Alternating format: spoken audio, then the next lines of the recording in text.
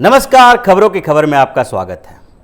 इमरान खान और बजवा दोनों ने मिलकर जैसे लगता है पाकिस्तान को बर्बाद करने की ठान ली है। इन दोनों के जोड़ी पाकिस्तान को 50 साल पीछे ले जाकर ही छोड़ेगा। आर्थिक संकट के बीच पाकिस्तान में जिस तरह से महंगाई बढ़ रही है, अर्थव्यवस्था चौपट हो रही है, उसकी चिंता के बदले इमरान खान को चिंता किस बात की है तो कश्मीर की। कश्मीर का बुखार उनके दिमाग पे चढ़ गया है। रात को सोते वक्त भी वो सपने में कश्मीर ही देखते हैं। इस बार 6 सितंबर को 1965 के भारत पाकिस्तान युद्ध का सालगिरह के अवसर पर दोनों ने जैसे बयान दिए हैं, उससे ऐसा ही लगता है कि इन दोनों को न इस युद्ध के बारे में पता है और न वर्तमान की स्थितियों के बारे में जानकारी है। ये इतिहास से सबक लेना नहीं जानते हैं। 1965 के युद्ध का सालगिरह मनाने के समय कम से कम ये तो ध्यान रखना चाहिए था कि 1965 के युद्ध में हुआ क्या था। जिस समय पाकिस्तान ने भारत के ऊपर आक्रमण करने की सोची थी और भारत के ऊपर आक्रमण किया था, उस समय भारत की स्थिति थोड़ी सी कमजोर थी। अयूब खान को भी यही लगता था। अयूब खान को लग रहा था कि 1962 में चीन और भारत के बीच युद्ध हुआ है और भारत अभी थोड़े कमजोर स्थिति में है। भारत के तत्कालीन प्रधानमंत्री लाल बहादुर शास्त्री के कद काठी को देखते हुए उन्हें ऐसा लग रहा था कि वहाँ का नेतृत्व भी थोड़ा कमजोर है। उस समय उन्होंने एक ऑपरेशन चलाया, ऑपरेशन जिब्राल्टर। कश्मीर के रास्ते कबायलियों के भेष में पाकिस्तानी सेना को भेजने की कोशिश की। उस युद्ध की स्थिति ऐसी हुई कि पाकिस्तान मुंह दिखाने के लायक नहीं रहा। न उसे अंतर्राष्ट्रीय स्तर पर कोई समर्थन मिला और न भारत के साथ इस युद्ध में वो किसी भी फ्रंट पर कुछ भी प्राप्त कर सका। मुंह की खानी पड़ी पाकिस्तान को। उस समय भारत के प्रधानमंत्री शास्त्री ने जिस तरह से एक कठोर नेतृत्व क्षमता का परिचय दिया और पाकिस्तान को हर मोर्चे पर शिकस्त दी। पाकिस्तान सोचता था कि भारत सिर्फ आक्रमण का जवाब देगा, लेकिन भारत ने उस समय लाहौर के पास तक अपनी फौज भेज दी। कश्मीर नहीं, पंजाब के क्षेत्र में भी भयानक युद्ध हुए। माना जाता है कि सेकेंड वर्ल्ड वॉर के बाद यह सबसे बड़े टैंक युद्ध था। लेकिन पाकिस्तान के वर्तमान प्रधानमंत्री इमरान खान को वो इतिहास याद नहीं है। उन्हें नहीं लगता है कि 1965 में जो स्थिति हुई थी उसका असर कितने दिनों तक पाकिस्तान के ऊपर रहा था। लेकिन फिर भी अभी फिर से वैसी युद्ध के सालगिरह के अवसर पर भी कश्मीर राग अलाप के युद्ध की बात करते हैं। हालांकि अब वो थोड़ा सा पीछे हट गए हैं और आक्रमण की बात नहीं करते, पाकिस्तान की प्रतिक्रिया की बात करते हैं। जबकि पाकिस्तान ये हास्यास्पद बात उनको समझना चाहिए कि भारत ने कभी भी पाकिस्तान के ऊपर पहला आक्रमण नहीं किया। हाँ, पाकिस्तान के हर आक्रमण का मुंहतोड़ जवाब दिया है। उन्हें कश्मीर को अपना क्षेत्र और अपनी स्थितियों के इंटीग्रिटी और सिक्योरिटी को लेके चिंता होती है। उनको लगता है कि पाकिस्तान बिना कश्मीर के सही नहीं है, सुरक्षित नहीं है, और इसके लिए हर जगह वो इसको कश्मीर के मुद्दे को उठाते फिरते हैं। उन्होंने इस अवसर पर भी बोला कि पाकिस्तान अंतर्राष्ट्रीय स्तर पर एक डिप्लोमेटिक कैंपेन चला रहा है। हमारी सरकार डिप्लोमेटिक कैंपेन चला रही है। अब उनकी सरकार कैसे डिप्लोमेटिक कैंपेन चला रही है ये तो सामने में है।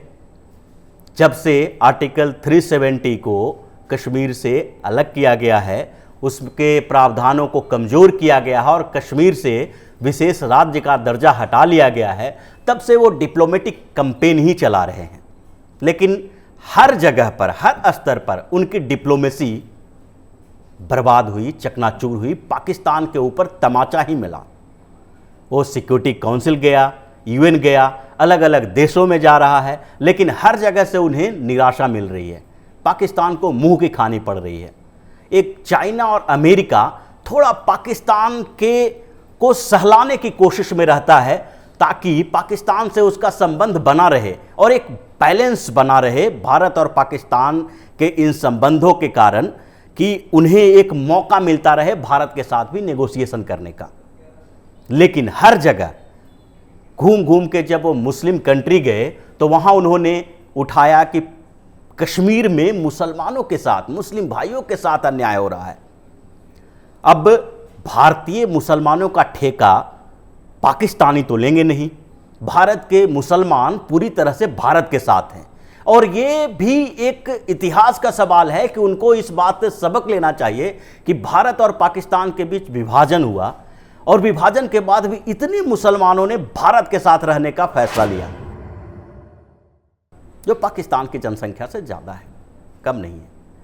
लेकिन उसके बाद जब कश्मीर का मसला आया था तो 1947-8 में उन्होंने कश्मीर को हथियाने के लिए उस पर आक्रमण किया था। उस समय भी उनकी रणनीति थी, वो सोचता था कि कबायली लोग जब पाकिस्तान समर्थित सेना के साथ कश्मीर में जाएंगे तो वहां के मुसलमान उनका स्वागत करेंगे और इनके साथ लड़ने को तैयार हो जाएंगे। लेकिन स्थिति इसके उलट रही। पाकिस्तान के फौज और कबायली लोग जब कश्मीर में घुसे तो इतना तांडव मचा दिया कि कश्मीर के लोग जो मुस्लिम थे, कश्मीर घाटी के मुसलमान भी भारतीय फौज के साथ कंधे से कंधे मिला के लड़े और पाकिस्तानियों को यहां से भगाने में उनकी बड़ी भूमिका रही। उसके बावजूद अभी भी ये लोग सोचते हैं कि कश्मीर के मुसलमान उनके साथ हैं। कश्मीर के कुछ थोड़े बहुत भटके हुए लोग और पाकिस्तान के तरफ से भेजे गए आतंकवादियों के आधार पर यह निर्णय नहीं लिया जा सकता कि कश्मीर के मुसलमान पाकिस्तान का समर्थन कर रहे हैं। पूरी तरह से भारत के साथ है कश्मीर के मुसलमान। 2000, 1000, 4000 भटके हुए लोगों से लाखों लोगों के इस तरफ और उस तरफ होने का फैसला नहीं किया जा सकता। इस बीच इमरान खान ने अपनी डिप्लोमेसी की बात की और फिर से अरब कंट्री में जाके यूएई के पास ये कहा कि पाकिस्तान चाहता है कि कश्मीर के मुसलमानों की मदद की जाए और भारत उसके साथ गलत व्यवहार कर रहा है। यूएई ने पाकिस्तान के मुंह पर करारा तमाचा मारा। यूएई के विदेश मंत्री पाकिस्तान गए हुए थे, उनसे ये बात बार बार पाकिस्तानी नेतृत्व कर रहा था, लेकिन उन्होंने स्पष्ट रूप से कह दिया कि कश्मीर के मसले को आप मुसलमान का मसला न बनाएं, मुसलमान से जोड़ के इसको न देखें। कश्मीर का मसला बिल्कुल अलग है, वो क्षेत्र का मसला है, किसी विशेष धर्म का मसला नहीं है। यहां तक कि जब यूएई के अलावा दूसरे मुस्लिम देशों से भी पाकिस्तान के प्रधानमंत्री ने अपील की तो उन्होंने भी ऐसे ही जवाब दिए इनको। इसके बावजूद भी वो बोल रहे हैं कि वो डिप्लोमेटिक कैंपेन चला रहे हैं। आखिरकार कैसा डिप्लोमेटिक कैंपेन चला रहे हैं? एक दो उदाहरण नहीं है, कुछ दिन पहले की बात है, अगस्त के महीने में ही अपने डिप्लोमेटिक कैंपेन के तहत इन्होंने पीओके के प्रधानमंत्री फारूक हैदर को अमेरिका भेजा था। उन्हें अमेरिका में घूम घूम के अमेरिकी थिंक टैंक, वहाँ के डिसीजन मेकर से मिलना था, कुछ ग्रुप से मिलना था और कश्मीर के बारे में अपनी राय बतानी थी और बताना था कि कश्मीर किस तरह से भारत के चंगुल में फंसा हुआ है। ये निगेटिव कैंपेन था, लेकिन यहाँ भी इमरान खान को उल्टा पड़ गया। इमरान खान जो सोच के उन्हें भेजा था, हैदर साहब ने उसके उल्टा काम कर दिया। उन्होंने दो ऐसे स्टेटमेंट दिए, दो ऐसी बातें कही जिससे पाकिस्तान में खलबली मच गई है। पहली बात तो उन्होंने कई थिंक टैंक से आतंकवाद पे चर्चा करने के दौरान कह दिया कि वो यूएन के फैक्ट फाइंडिंग मिशन को पीओके में आने की इजाजत देंगे, वहां जांच करने की इजाजत देंगे।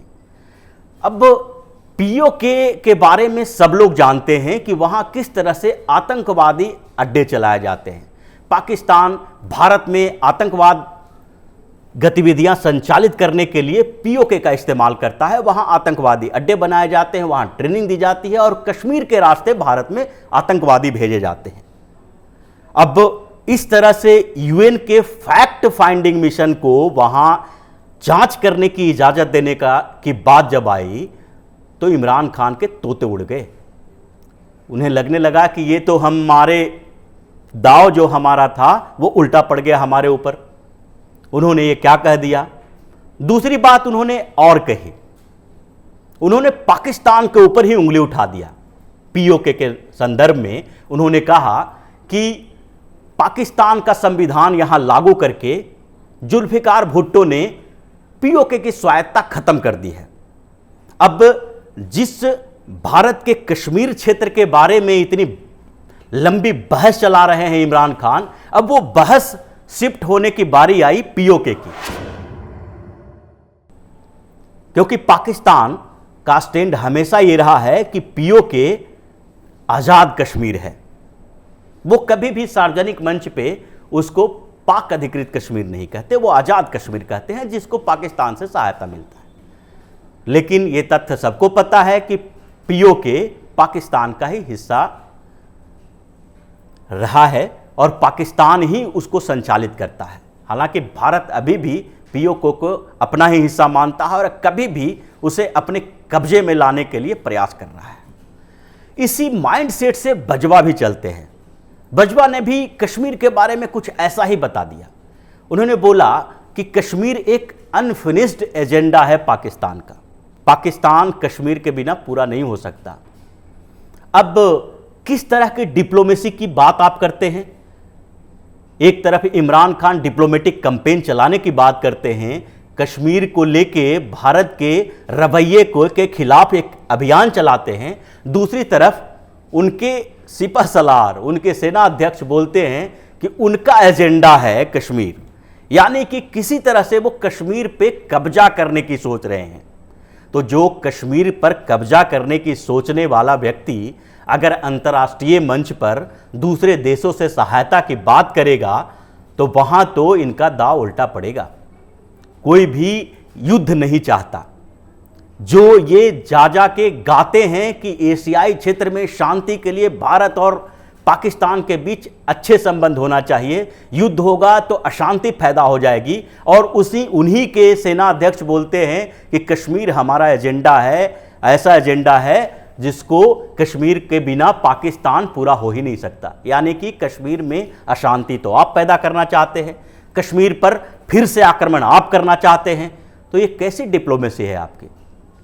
देखा जाए तो पाकिस्तान के प्रधानमंत्री अब किसी न किसी स्तर पर इस फ्रस्ट्रेशन के शिकार हो गए हैं कि उन्हें अपने देश की चिंता नहीं है, चिंता है कश्मीर के बारे में। वो अपने राजनीतिक एजेंडे के लिए देश को बर्बाद करने की कोशिश में जुटे हुए हैं। उन्हें लग नहीं रहा है कि कश्मीर का इशू जितना खींचेंगे पाकिस्तान उतना ही पीछे जाएगा, न सिर्फ आर्थिक मामलों में बल्कि कूटनीतिक मामलों में भी उसकी स्थिति कमजोर ही होती जाएगी, क्योंकि कश्मीर पर भारत का स्टैंड क्लियर है और कई देश भारत के साथ खड़े रहे हैं। इस बीच भारत के प्रधानमंत्री नरेंद्र मोदी जब रूस के दौरे पे थे, तभी भी रूस के राष्ट्रपति व्लादिमीर पुतिन ने इनसे कहा था कि कश्मीर के मुद्दे पे हम आपके साथ हैं, और कश्मीर का मुद्दा भारत और पाकिस्तान के बीच तो विवादित हो सकता है, लेकिन भारतीय जम्मू और कश्मीर भारत का इंटरनल मसला है। भारत को हर जगह से डिप्लोमेटिक जीत मिल रही है, हर जगह से इन्हें समर्थन मिल रहा है, और पाकिस्तान हर जगह से मुंह की खा रहा है, फिर भी वो कहता है कि हम डिप्लोमेटिक कैंपेन चलाएंगे। तो इससे तो ऐसा ही लगता है कि इमरान खान को न तो डिप्लोमेसी की समझ है और न ही इतिहास से सबक लेने की उनके अंदर अक्ल है। वो ऐसे फ्रस्ट्रेशन में फंस गए हैं कि उन्हें आगे का रास्ता दिख ही नहीं रहा है, वो पीछे की तरफ जाते रहे हैं, वो पीछे चलते जा रहे हैं और पाकिस्तान को और पीछे ढकेलने की कोशिश में लगे हुए हैं। तो इस तरह से पाकिस्तान के प्रधानमंत्री का ये नजरिया, ये तरीका पाकिस्तान को बर्बाद करने का एजेंडा है। लगता है कि पाकिस्तान को अब बर्बाद करके ही छोड़ेंगे। तो इसी तरह की खबरों के साथ हम फिर हाजिर होंगे, तब तक के लिए विदा दीजिए। धन्यवाद।